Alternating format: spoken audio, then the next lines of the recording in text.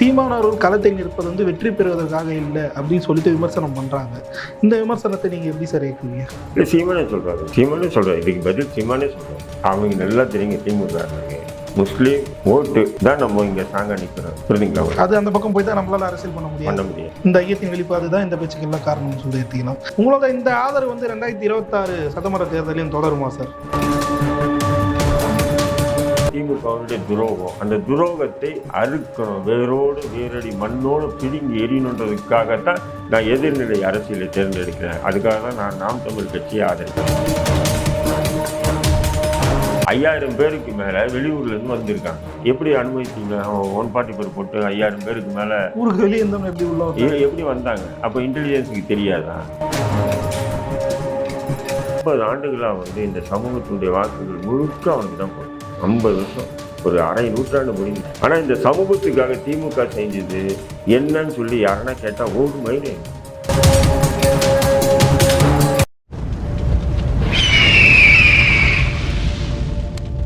அரசியல் கருத நேயர்களுக்கு இன்று நம்மோதைய நேம் சிறப்பு இருந்தனர் இந்திய தேசிய லீக் கட்சி நிறுவன தலைவர் திரு தடா ரஹீம் அவர்கள். வணக்கம் சார். வாங்க சார். ஈரோடு கிழக்கு இடைத்தேர்தலில் இந்திய தேசிய லீக் கட்சி வந்து நாம் தமிழுக்கு ஆதரவு தெரிவிச்சிருந்தீங்க. 24,151 வாக்குகள்.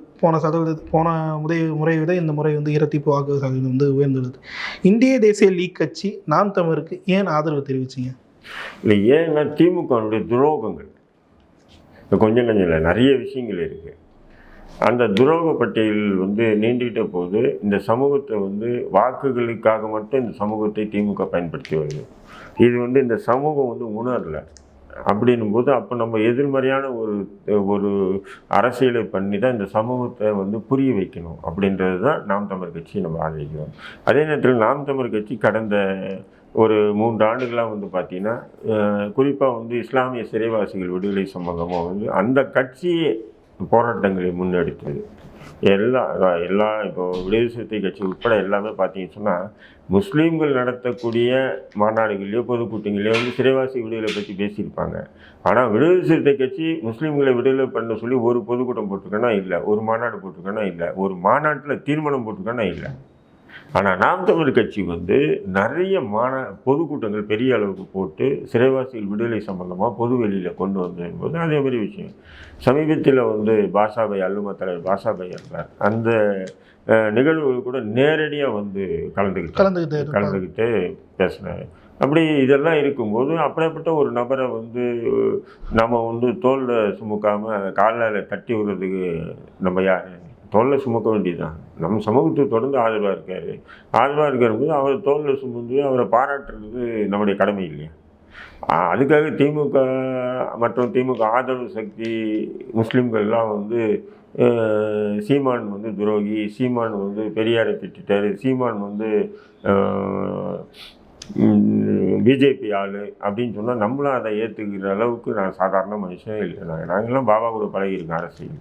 இல்லை, என்ன விஷயம்னா சார், இப்போ வந்து சீமானவர் வந்து பாஜக பி டீம்னு சொல்லிட்டு ஒரு சர்ச்சை போயிட்டுருக்க வேலையில் தான் இந்திய தேசிய லீக் கட்சி வந்து இந்த பி டீமெல்லாம் இல்லை, முக்கியமான டீமே பாஜகவும் திமுகவும் இன்றைக்கி ஒரே நேர்கோட்டில் பயணிக்குது. அதுக்கு ஒரே ஒரு உதாரணத்தை மட்டும் சொல்கிறேங்க.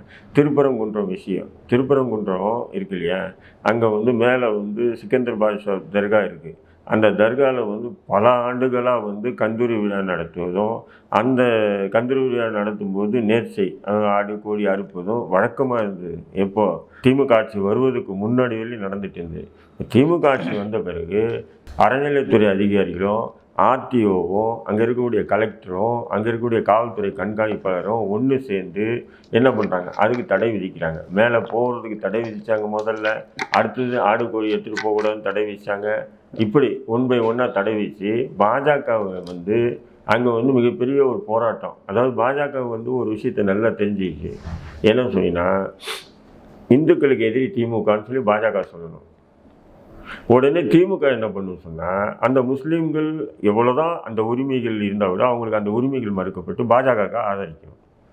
இதுதான் திருப்பரங்குன்ற விஷயத்தில் நடந்திருக்கு.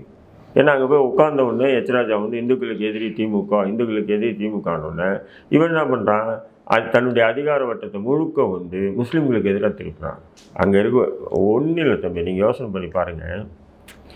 பாஜக வந்து அங்கே ஒரு போராட்டம் அறிவிக்கிறாங்க இல்லையா? அவன் வந்து என்ன போராட்டம் அறிவிக்கிறான்? அந்த தர்காவே அங்கே இருக்கக்கூடாதுன்ற மாதிரி போராட்டத்தை அறிவிக்கிறான். அது என்ன உடைக்கிறேன்னு சொல்கிறான். அவன் இடிக்கணும் அப்படின்னு சொல்கிறதுக்கு அது ஷிஃப்ட் பண்ணுறதுக்காக என்ன மரமா செடி அப்படிங்க வேற இடத்துல வச்சிருக்கேன். இல்லை, நான் என்ன சொல்கிறேன், அவன் இடிக்கணும்னு சொல்கிறான். எச்ராஜா வந்து என்ன சொல்கிறப்பல இடிக்கணும் அது அப்படின்றான். அப்போது நீ இடிக்கணும்னு சொல்கிறவங்க மீது தமிழக அரசு என்ன நடவடிக்கை எடுத்து? எதுவும் பண்ணல. அவரை வந்து ஹவுஸ் அரெஸ்ட் பண்ணுறேன்னு சொல்லிட்டு அவங்க தோட்டத்தில் வச்சுருந்தாங்க. எங்கே? எச்ராஜா ஹவுஸ் அரெஸ்ட் பண்ணவர் நீதிமன்றத்தில் தீர்ப்பு சொல்லி அரை மணி நேரத்தில் எப்படி போராட்டத்தில் வந்து கலந்துக்கிட்டாரு? எல்லாமே ஹம்பேக் சீன் போட்டது திமுக. அந்த 144 போட்டிருக்காங்க. 5000 பேருக்கு மேலே வெளியூர்லேருந்து வந்திருக்காங்க. எப்படி அனுமதிச்சிங்க? அவன் 144 போட்டு 5000 பேருக்கு மேலே ஊருக்கு வெளியே இருந்தவங்க எப்படி வந்தாங்க? அப்போ இன்டெலிஜென்ஸுக்கு தெரியாதா?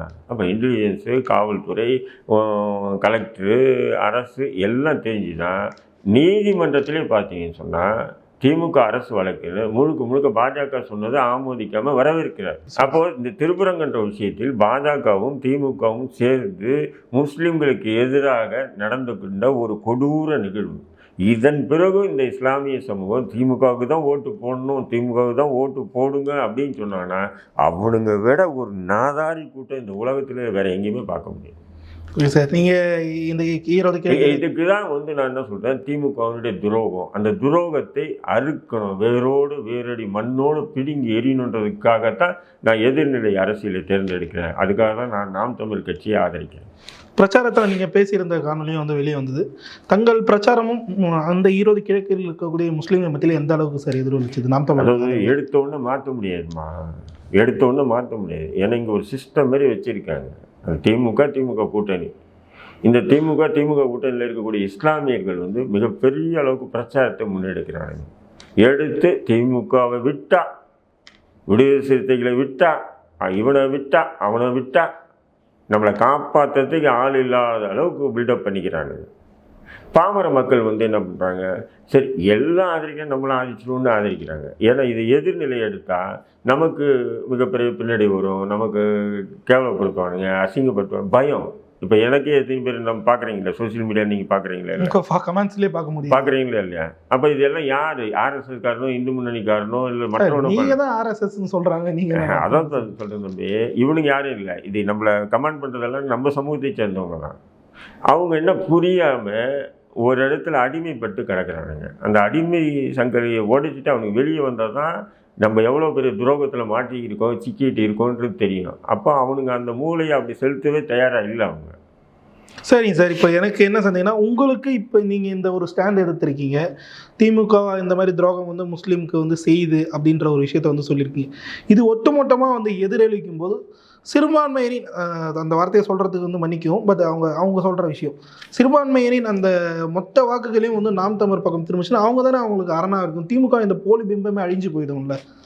இல்லை, நான் என்ன சொல்ல வரேன்னு சொன்னீங்கன்னா, திமுகவுக்கு வந்து ஒரு செருப்படி பாடத்தை கற்றுக் கொடுக்கணும். அதுதான் என்னுடைய இலக்கு.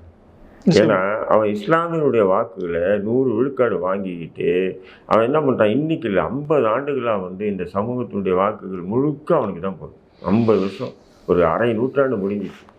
ஆனால் இந்த சமூகத்துக்காக திமுக செஞ்சது என்னன்னு சொல்லி யாருன்னா கேட்டால் ஒரு மயிலே இல்லை. காகிதமில்லத்து பேரில் காகிதமில்லத்து மாவட்டமாக அறிவித்தோம், காகிதமில்லத்து சாலைன்னு சொல்லி அறிவித்தோம், காகிதமில்லத்துக்கு மணிமண்டபம் கட்டணும், இதை தான் பேசிட்டு இருப்பானுங்க இந்த திமுக காரணம். சரி, காகிதமில்லத்துடைய சமூகத்துக்கு என்னடா செஞ்சேன்னா ஒரு மயிரை இல்லை. இந்த ஆலு ஷானவாஸ் போன்ற சில திமுக அடிமைகள் என்ன பண்ணுவோன்னா, இடஒதுக்கீடு கொடுத்து யார்? திமுக தலைவர் தான். ஏன்னா நாங்கள் 10% இருக்கோன்றான், 3.5% கொடுத்துட்டு நீ 3% தான் இருக்குன்னு சொல்லி குறைச்சி சமூகத்தை பொது தளத்தில் நம்மளை கேவலப்படுத்தி இருக்கிறத பெருமையாக நினைக்கிறாங்கன்னா இவனுடைய அரசியல் அறிவு எப்படி இருக்குன்னு பார்த்துங்க. 10% மேலே இஸ்லாமியர்கள் தமிழ்நாட்டில் இருக்காங்க. ஆனால் அவன் என்ன பண்ணுறான், 3.5% கொடுத்துட்டு நீங்கள் 3% தான் இருக்கீங்கன்னு சொல்கிறான். இது பெருமை. இந்த அரசியல் அந்த சூழ்ச்சியை, திமுக தலைவனுடைய சூழ்ச்சிகரமான அரசியலை உள்வாங்க தெரியாமல் இவனுக்கு என்ன பண்ணுறானுங்க, சூப்பர் அப்படின்னு சொல்லிட்டு இன்னுமே பேசிகிட்டு இருக்கானுங்களே. யார் கொடுத்தார்? இந்தியாவிலே இல்லை. திமுக காரங்க கூட அப்படி பேச மாட்டாங்க. திமுக காரங்க கூட அந்த அளவுக்கு பேச இந்த முஸ்லீம் அடிமைகள் பேசிட்டு இருக்காங்க. இல்லை என்றால் அப்படி இப்படி. ஏண்டா ஏற்கனவே பிற்படுத்தப்பட்ட ஒரு பட்டியலில் இஸ்லாமியர்களுடைய இடஒதுக்கீடு இருந்தது. அதில் இருக்கும்போதே 5 6 அது வாங்கிக்கிட்டு இருந்தாங்க. அதை குறைச்சி கிறித்தவர்களுக்கு கொடுத்தான், இதே 3% திருப்பி விட்டான். இத்தனை கிறித்தவர்கள் தமிழ்நாட்டில் வந்து முஸ்லீம்களோட கம்மியான இதில் இருக்காங்க. ஆனால் முஸ்லீம்களும் கிறித்தவரும் ஒரே மாதிரி கொடுக்குறான். அதே அருந்ததியருக்கு 3% கொடுக்குறான். அப்போ அருந்ததியர் விட இஸ்லாமியர்கள் கம்மியாக இருக்காங்களா? கம்மியாக இருக்காங்கன்னு சொல்லி திமுக தலைவர் சொல்கிறான். முஸ்லீம் எல்லாம் சும்மா இரு, 3% தான் நீ இருக்க, தேவையில்லாமல் ஆட்டம் போடாது. இந்த விஷயங்கள்ல தான் உங்களோட நீங்கள் வந்து ஆளால் எம்எல்ஏ வேணும், எம்பி வேணுன்றீங்க. 3% வச்சுக்கிட்டு ஒரு எம்எல்ஏ கொடுப்போம், ஒரு 2 எம்எல்ஏ ஒரு எம்பி, அவ்வளோதான். இப்படின்னு கொச்சைப்படுத்தியிருக்காங்க அவன் கருணாநிதி. இந்த மாதிரி விஷயங்கள்லாம் வந்து களத்தில் வந்து அப்போ இந்த விஷயங்களை பொதுதளத்தில் நான் கொண்டு போகும்போது என்ன ஆர்எஸ்எஸ் காரனா, என்ன பிஜேபி காரனா, திமுக அடிமை சொல்கிறது நமக்கு அது ஒரு பெரிய விஷயம் இல்லை. கருத்தில் கொள்றது இல்லை. அதை உங்களை வந்து அப்படி சொல்கிறத கருத்தில் ஏற்றுக்கிறதே இல்லை. நான் தட்டி விட்டு போயிட்டே இருக்கேன். உங்களோட இந்த ஆதரவு வந்து 2026 சட்டமன்ற தேர்தலையும் தொடருமா சார்? இல்லை, அது கட்சி முடிவு பண்ணாது. இப்போ கூட கட்சி நிர்வாகிகள்கிட்ட கேட்டு தான் நான் முடிவு எடுத்தேன். அப்போ கட்சி முடிவு எடுக்கும் 2026. நான் நிச்சயம் திமுகவுக்கு எதிராக களமாடுவோம், அது எந்த மாற்று கருத்தையும். தொடர்ச்சியாக பல அடக்குமுறைகள், கள்ள ஓட்டுகள் போடப்பட்டது, பிரச்சாரத்துக்கு வந்து பல இடையூறுகள் வந்து நாம் தமிழருக்கு அளித்தாங்க. இதையெல்லாம் தாண்டி தான் நாம் தமிழ் இந்த 24,151 வாக்குகள் வந்து பெற்றிருந்தாங்க.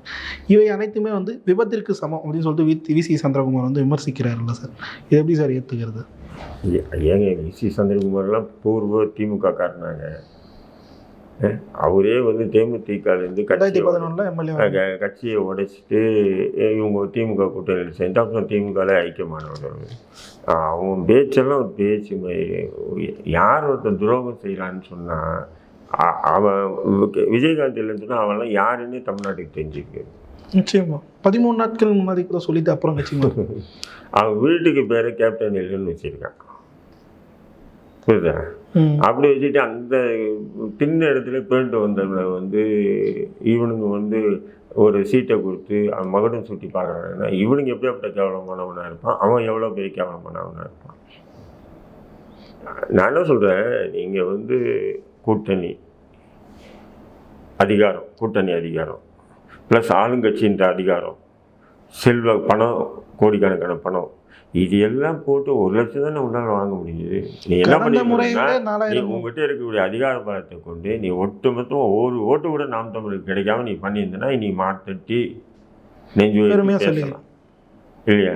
நாம் தமிழ் கட்சி ஒன்றும் இல்லை, பிரச்சாரத்துக்கு கூட நீங்கள் அனுமதிக்கல. நான் போய் பார்த்தேன், பிரச்சாரத்துக்குள்ள டெய்லி சாயங்காலம்னா ஒரு இடத்துல கூட்டம் போடணும், அது கூட 7 மணிக்கு மேலே 9 மணிக்குள்ள என்ன பேச முடியும்? அது என்ன மக்கள் மத்தியில் போய் சேர்ந்துருக்காங்க?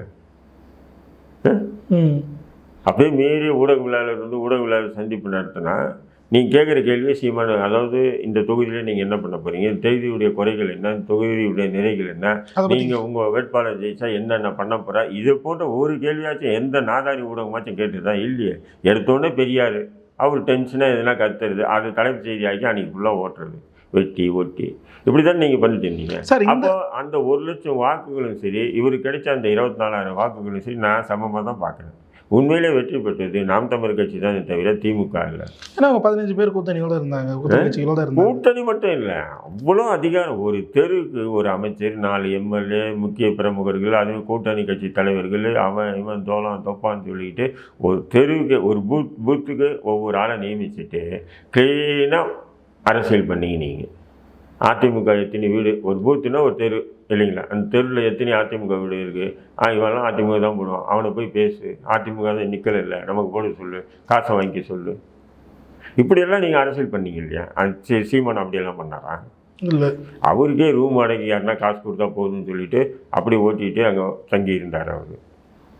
அப்போ நீங்கள் பணபலம், அதிகார பலம், கூட்டணி பலம், இப்படி பல பலத்தை வச்சு நீங்கள் வெற்றி பெற்றுட்டு அதில் என்ன டெபாசிட் வாங்கிட்டாரு வாங்கலைன்றீங்க. அவர் ஒரு ஓட்டு வாங்கினதும் சரி, நீங்கள் 1000 ஓட்டு வாங்கினதும் சமமானது.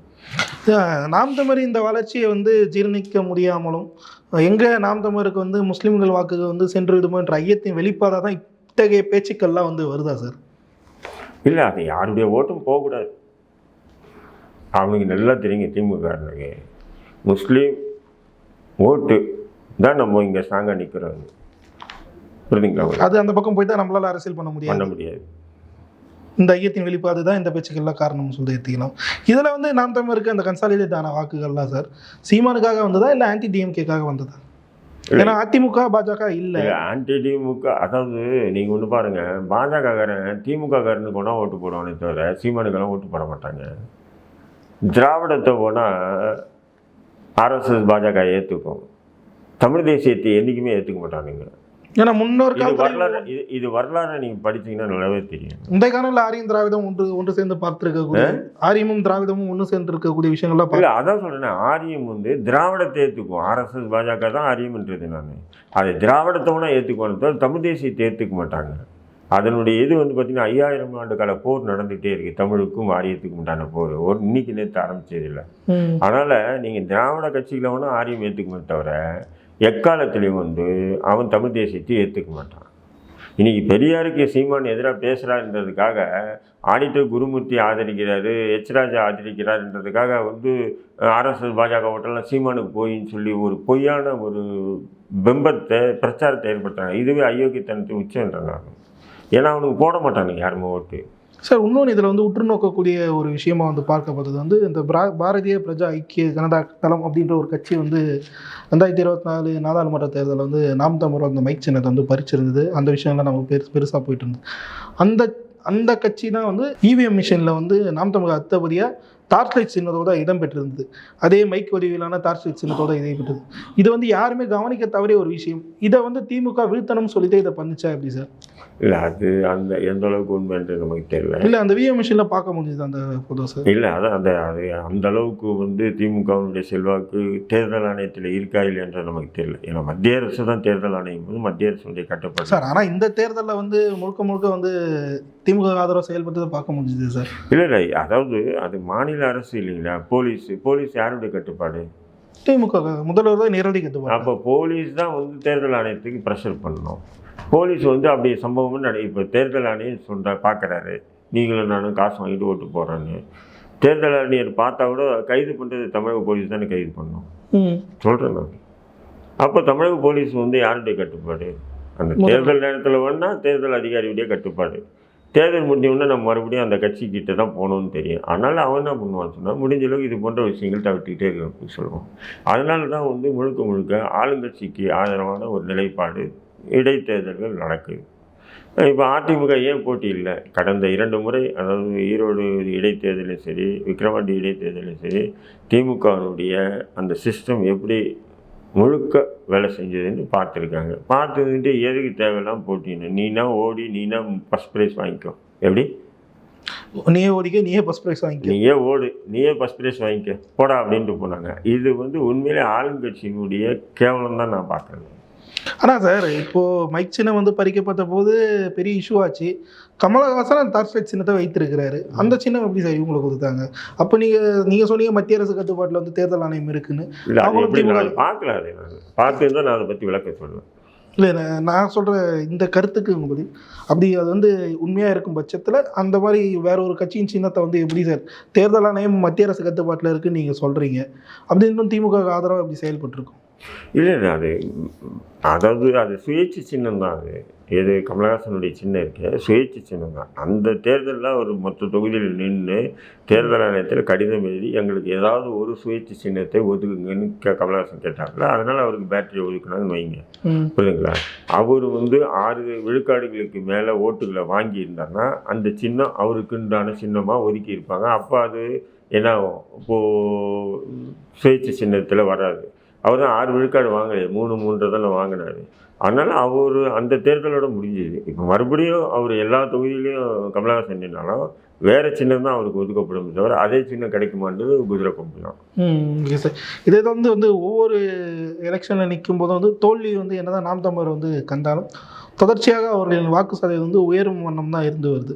ஆனால் வந்து இந்த வளர்ச்சியை வந்து ஏற்றுக்கொள்ள முடியாமல் வந்து சீமானவர்கள் களத்தில் நிற்பது வந்து வெற்றி பெறுவதற்காக இல்லை அப்படின்னு சொல்லிட்டு விமர்சனம் பண்ணுறாங்க. இந்த விமர்சனத்தை நீங்கள் எப்படி சார் ஏற்குவீங்க? இல்லை, சீமானே சொல்கிறாரு, இதுக்கு பதில் சீமானே சொல்கிறாரு. என்னன்னு சார்? ஆமாம், நான் நின்றுட்டே இருப்பேன், நான் தோல்வி உருவதில் நான் நின்றுட்டு தான் இருப்பேன், நான் யாரையும் கூட்டு சேர்க்க மாட்டேன். என்னத்துக்கு யாரை கூட்டு சேர்த்தாலும் என்னுடைய சித்தாந்தங்கள் தமிழ் தேசிய சித்தாந்தங்கள் நான் எடுத்திருந்த கொள்கை முரணாயிடும், என்னால் பதில் சொல்ல முடியாது. அப்படியே ஒரு கால் எனக்கு வெற்றியே கிடைக்கலனாலும் என் தோல்வி முகத்தையே சந்தித்து நான் விடைபெறுவேன்றாரு. இதுக்கு மேலே வேறு என்ன வேணும்? ஆனால் தேர்தல் வந்து வாக்கு சதவீதம் உயர்ந்தது தான் வருது, அதில் வந்து மாற்று அதுக்காக வந்து நீங்கள் வந்து சீமான் வந்து நிற்கிறாரு, ஜெயிக்க முடியல, அதுக்காக போய் திமுக கூட கூட்டணி, அதிமுக கூட கூட்டணினா அப்போ இது நாள் வரையிலும் சீமான் பேசின பேச்செல்லாம் ஜீரோ ஆகுதா இல்லையா? கண்டிப்பாக இது நாள் பேசினேன், சீமான் பேசின பேச்சுக்கள்லாம் ஜீரோ ஆகுது. அப்போ வருங்கால இளைஞர்கள் என்ன நினைப்பாங்க, எல்லா யோகி பையனுங்க அப்படி தான்டா, அரசியல்னு வருவானுங்க, தமிழ் தேசியன்வானுங்க, திராவிடன்வானுங்க, ஆனால் அவனுங்க விஷயத்தில் சம்பாதிக்கிறதாண்ட குறியாக இருப்பானுங்க, அதனால் தூக்கி போடுறா அப்படின்னு சொல்லி போட்டு போக தானே பார்ப்பானுங்க. அதனால் சீமான் வந்து நிற்கிறாரு தோக்குறாரு, வெற்றியே இல்லைன்னா கூட அவர் இப்படியே நின்று ஒதுங்கினா தான் அவருடைய எடுத்துக்கொண்ட சித்தாந்தத்துக்கு இனி ஒருவன் சீமானுக்கு பிரகாசம் ஒருத்தன் வந்து இந்த சித்தாந்தத்தை கொண்டு வந்தான்னா அப்போ வெற்றி பெற முடியும் இல்லையா? நீங்கள் முதல்ல இந்த காணொலி ஆரம்பிக்கும் போதே வந்து சொல்லியிருந்த ஒரு விஷயம், இந்த முஸ்லீம்கள் வந்து தொடர்ச்சியாக வந்து திமுகவில் வந்து வஞ்சிக்கப்படுறாங்க, அவர்கள் மத்தியில் வந்து ஒரு விழிப்புணர்வு அடைந்து அவர்கள் நாம் தமிழர் பக்கம் வந்து திரும்ப வாய்ப்பு இருந்தால் திமுகவுக்கு அது எந்த அளவுக்கு 26 தேர்தலையோ இல்லை அதை தொடர்ந்து 29, 31 அந்த தேர்தலில் எதிரொலிக்கும் சார்? 26 தேர்தலையே நிச்சயம் வந்து இஸ்லாமியர்களுடைய வாக்குகளை மாற்றணும், அதுக்குண்டான முயற்சிகளை நான் பண்ணுறேன். மற்றது என்ன முன்னெடுப்புகள் தான் சார் நீங்கள் எடுத்திருக்கீங்க? இல்லை, அது எங்கள் இளைஞர்களை கொண்டு நம்முடைய பிரச்சாரங்கள் தொடர்ந்து பண்ணிகிட்டு இருக்கோம், பார்க்கலாம் உடனே முடியும். ஏன்னா நம்மக்கிட்ட வந்து சீமான் எப்படி அரசியல் கட்சி நடத்தல அதேமாரி தான் எங்கள் கட்சியும். அவரும் வந்து பணம் கிணம் இல்லாமல் ஏதோ வச்சு ஓட்டிகிட்டு இருக்காரு, அதேமாரி தான் நாங்களும் வந்து ஏதோ வச்சு ஓட்டிகிட்டு இருக்கோம். அப்படி இருக்கும்போது எங்கள்கிட்ட ஒரு கட்டமைப்பு இருக்குது, மக்களை எங்களை நேசிக்கக்கூடிய இளைஞர்கள் நிறைய இருக்காங்க. அதுதான் இந்த இவனுங்களுக்கு பயம். சோசியல் மீடியா நம்மளை ஏன் அட்டாக் பண்ணுவானுங்க, என்னை லெட்டர் பேட் அமைப்புன்னுவானுங்க. லெட்டர் பேட் அமைப்பு தான்டா, நான் சீமான் ஆதிச்சாருன்னா யார் ஆதிச்சா உனக்கு ஏன்டா, நீ ஏன்டா பொங்குறீங்க? பொங்க வேண்டியது இல்லை. சோசியல் மீடியா நானும் பார்த்தேன், பார்க்குறேன். பொங்க வேண்டிய அவசியமே இல்லையா? நான் சீமான் ஆதிக்கும் போது நீ ஏன் பொங்குறேன்? ஏன் பொங்குறான்னா ஒட்டுமொத்த இளைஞர்களும் எங்கள் பக்கம் இருக்காங்க. இந்த ஐயத்தின் வெளிப்பாடு ஒரு வீட்டில் வந்து பார்த்தீங்கன்னா அப்பா வந்து கட்சியில் இருப்பார், புள்ள வந்து ஏதோ கட்சி இருப்பார், ஆனால் பேரன் நம்ம கூட தான் இருக்கான். இந்த இதுதான் எங்களுடைய இந்திய தேசிய கட்சி, பழனி பாபாவுடைய மாணவர்கள், நாங்கள் எங்களுடைய அரசியல். ஒவ்வொரு வீட்லேயும் பார்த்தீங்கன்னா பசங்களாம் நம்ம கூட தான் இருக்காங்க. அவன் அப்பா எந்த கட்சியாக இருந்து போட்டோம், எந்த இஸ்லாமிய அமைப்புகளாக இருந்து போட்டோம், நாங்கள் பழனி பாபாவுடைய மாணவர்கள், நாங்கள் இவரு கூட தான் இருப்போம்னு சொல்லி சத்தியம் வாங்கிட்டு இருக்கானுங்க. என்ன சொல்லுவீங்க நீங்கள்? ஆனால் சார் திமுக இந்த அதிர்ச்சி தான் நம்ம மீது அட்டாக், தனி மனித அட்டாக். எங்கே தன்னோட மிகப்பெரிய ரிசோர்ஸ் வந்து நாம் தமிழ் பக்கம் வந்து ஏன்னா அதை எங்கே மாற்றிடுவானுன்றது நாம் தமிழ் கட்சின்றது இல்லை, எங்கே இந்த திமுகவுக்கு எதிராக இந்த வாக்குகளை மாற்றிடுவானோ அப்படின்ற ஒரு அச்சம், வேற ஒரு பயோவார் மாதிரி தான் உங்கள் மேலே வந்து பரப்ப போகுது. இந்த விஷயங்கள்லாம் இப்போ 2026 தேர்தலில் சாதகமாக அமையுமா சார் உங்களுக்கு? முயற்சி பண்ணுவோம். சரிங்க சார், பல்வேறு கேள்வி விளக்கம் செய்ய நேரத்தை நன்றி. அரசியல் கருதுன்னு தான் இருந்திருக்காரு. அரசியல் கருது சப்ஸ்கிரைப் பண்ணுங்கள். நன்றி.